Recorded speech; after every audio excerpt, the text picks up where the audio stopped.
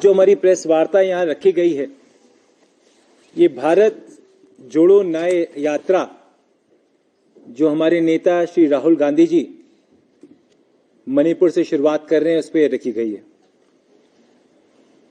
आप सबको याद होगा भारत जोड़ो यात्रा जो राहुल जी ने कड़कती धूप कन्याकुमारी से बर्फीले पहाड़ श्रीनगर तक 4000 किलोमीटर देश में बढ़ती महंगाई, नफरत और बेरोजगारी के खिलाफ करी थी। एक ऐतिहासिक यात्रा जिसके सभी कांग्रेस परिवार के नहीं, वो विपक्षी दल जो कांग्रेस के साथ कई मुद्दों पर दिखाई देते हैं, बहुत सारे एनजीओज, युवा साथी, कई ऐसे लोग जो विभिन्न मुद्दों की आवाज इस देश में उठाते हैं, उन सबको आपने राहुल जी के साथ चलते हुए देखा। भले ही धूप थी, बारिश थी, ठंड थी, श्रीनगर में आखिरी दिन बर्फ भी थी, परंतु राहुल जी की यात्रा रुकी नहीं। उस यात्रा के बाद विश्व की सबसे बड़ी यात्रा राहुल जी निकालने जा रहे हैं, जो 14 जनवरी को मणिपुर से चलेगी और मुंबई तक की यात्रा रहेगी। लगभग 6713 किलोमीटर की ये यात्रा 15 प्रदेशों से होती हुई 100 डिस्ट्रिक्ट कवर करेगी, 110 लोकसभा और 337 विधानसभाओं से होकर निकलेगी। 66 डेज की ये यात्रा रहेगी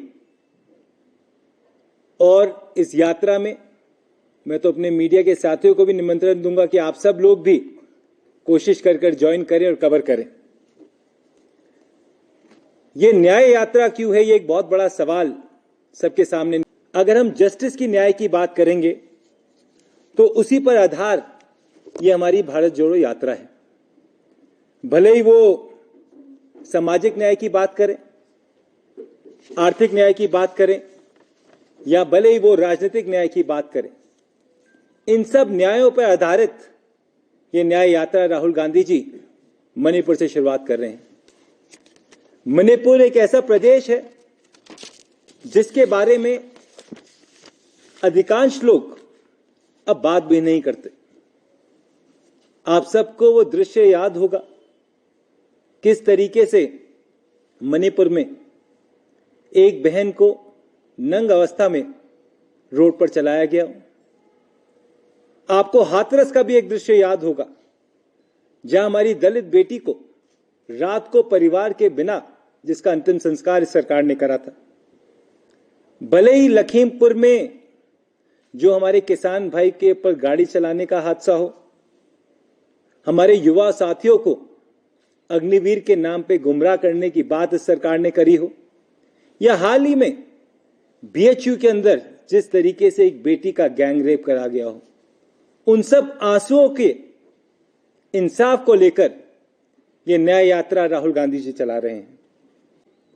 युवाओं के लिए है, पिछड़ों के लिए है, हमारे जितने भी ओबीसी वर्ग के लोग हैं, अल्पसंख्यक वर्ग हैं, उन सब की लड़ाई राहुल गांधी जी लड़ते आ रहे हैं और इस न्याय के माध्यम से इसको आगे देश भर में लेके जाएंगे।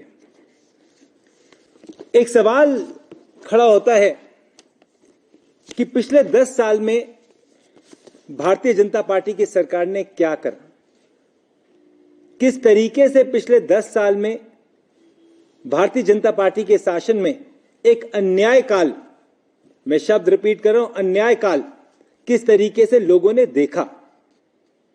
मैं कई इश्यूज आपके सामने उनको एड्रेस करना चाहता हूं जिससे आप इस अन्याय काल को रिलेट कर पाएंगे कि कांग्रेस ने इस 10 साल के मोदी राज को अन्याय काल का नाम क्यों दिया है। युवाओं की बातों से मैं अपनी बात की शुरुआत करना चाहता हूं। आपको याद होगा 2004 में देश भर में किस तरीके से युवाओं को न्याय मिलता था। जैसे ही मोदी जी की सरकार आई, उस समय बड़े बड़े प्रचार मोदी जी ने करे और बड़े बड़े होर्डिंग देश भर में लगाए कि अब मिलेगा युवाओं को इंसाफ। 2 करोड़ रोजगार देंगे मोदी जी। आप 2 करोड़ रोजगारों की बात तो छोड़ो, जिन युवाओं साथियों को रोजगार मिलना था आज उनको रोजगार में नहीं मिलता। 45 साल में सबसे ज्यादा बेरोजगारी दर इस समय हमारे देश में है। 3 में से 1 ग्रेजुएट अनएम्प्लॉयड है। महंगाई दूर करेंगे। खूब हुई महंगाई की मार। अब की बार मोदी सरकार 450 वाला सिलेंडर महंगा था, 1000 वाला सिलेंडर सस्ता है। जितनी भी इस देश के अंदर मध्य वर्ग परिवार हैं, गरीब लोग हैं, उनकी सेविंग इस सरकार ने खत्म कर दी है। जिस तरीके से महंगाई के खिलाफ मोदी जी ने आवाज उठाई थी, आज 10 साल के बाद कमर तोड़ महंगाई हमारे देश में है। जो 3 काले कानून, किसान विरोधी काले कानून ये सरकार लेके आई थी, कोविड के समय देश भर के किसान दिल्ली के बाहर बॉर्डर पे बैठे थे। कोई एक व्यक्ति सरकार को उनसे मिलने नहीं गया। लगभग 750 किसान शहीद हुए। देश के अंदर हजारों लोगों पर जिन्होंने किसानों की हित की लड़ाई लड़नी चाहिए, उस पर मुकदमा इस सरकार ने लगवाया। ये तो किसान बैठा था बॉर्डर पर, उनके डर से इस सरकार को ये कानून वापस करना पड़ा, परंतु इस सरकार की मंशा नहीं थी। देश भर में जिस तरीके से हमारे SC STs पर, हमारे OBCs पर, हमारे जितने भी आदिवासी हैं, इन पे जिस तरीके से नुकसान इनको इस सरकार से हो रहा है, इनके आंकड़े खुद के बताते हैं। ये जो जितने भी आंकड़े हम आपको कोट कर रहे हैं, कांग्रेस पार्टी के आंकड़े नहीं है। ये सारे वो आंकड़े हैं जो केंद्र सरकार से हमने निकाल कर देखे हैं।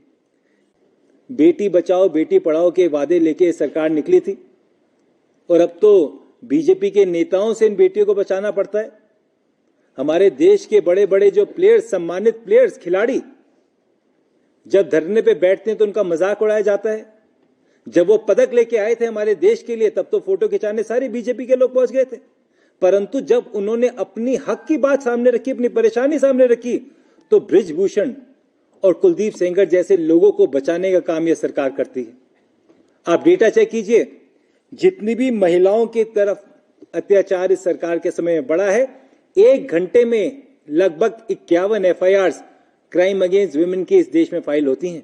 ये 10 साल का इस सरकार का सच हम आपके सामने लेकर आ रहे हैं। WHO ने एक डेटा रिलीज करा, बहुत इंटरेस्टिंग डेटा वो था। उस डेटा ने यह कहा कि 47 लाख लोगों की मृत्यु हमारे देश में कोविड के समय हुई, और विश्व में हर 3 में से 1 मृत्यु भारत देश में हुई। परंतु इस सरकार ने आज तक उन आंकड़ों को लोगों के सामने नहीं करा। इसी को लेकर, एक आम व्यक्ति की आवाज को लेकर और इन सब के न्याय को लेकर राहुल गांधी जी एक यात्रा निकाल रहे हैं। और यह यात्रा केवल कांग्रेस तक सीमित नहीं है, कोई पॉलिटिकल यात्रा नहीं है। मैं खुद भारत जोड़ो यात्रा में लगभग 700 किलोमीटर चला था। हर एक वर्ग के लोग आके राहुल जी से बात करते हैं, सुनते हैं। ये मन की बात वाली यात्रा नहीं है, ये जन की बात की यात्रा है। अलग अलग लोग, अलग अलग वर्ग से आए हुए लोग, भले ही सफाई सैनिक हो, पुराने अधिकारी हो, टीचर्स हो, स्टूडेंट्स हो, कोई कल्चर। कांग्रेस का क्या स्टैंड है इसको लेकर? मुझे लगता है कल हमारी पार्टी ने हमारा ऑफिशियल स्टैंड आपके सामने रखा है। एक ऑफिशियल स्टैंड मुझे विश्वास है कि आप सबको कल AICC की तरफ से मिल गया होगा, और वही हमारा स्टैंड है उसके अंदर।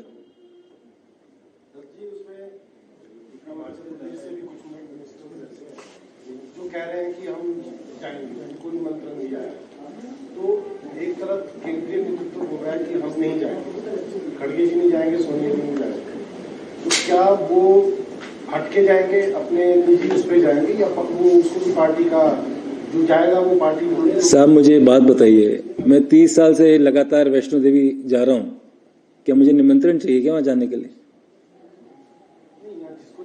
नहीं, आप पहले बताइए ना। राम का निमंत्रण देने का भारतीय जनता पार्टी और RSS के पास कोई हक तो है नहीं, और ये तो है नहीं कि बीजेपी RSS के लोग बुलाएंगे मंदिर में हम तभी जाएंगे।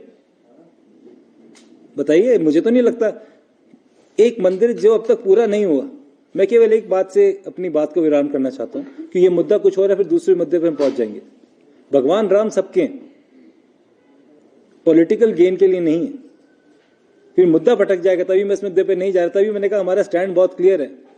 आप हम सब मंदिर जाते हैं, हिमाचल प्रदेश में बहुत मंदिर है, हिमाचल प्रदेश के मंदिर भी जाता हूँ। मुझे तो कभी कोई इन्विटेशन किसी मंदिर से नहीं आया। भगवान के लिए इन्विटेशन नहीं चाहिए होता, और कोई भी व्यक्ति इतना बड़ा नहीं जो भगवान का इन्विटेशन के नाम से आगे चले। लेकिन वहीं अनुराग ठाकुर ने साफ तौर पे कहा है कि सनातन धर्म के लिए भी जो है कांग्रेस के जो साथ जो लोग थे उन्होंने भी उस समय भी विरोध किया, तो ये विरोधी पार्टी है। देखिए, अनुराग ठाकुर हो या उन जैसे कई और लोग हो, उनका काम मोदी जी को खुश करने का है, वो करेंगे।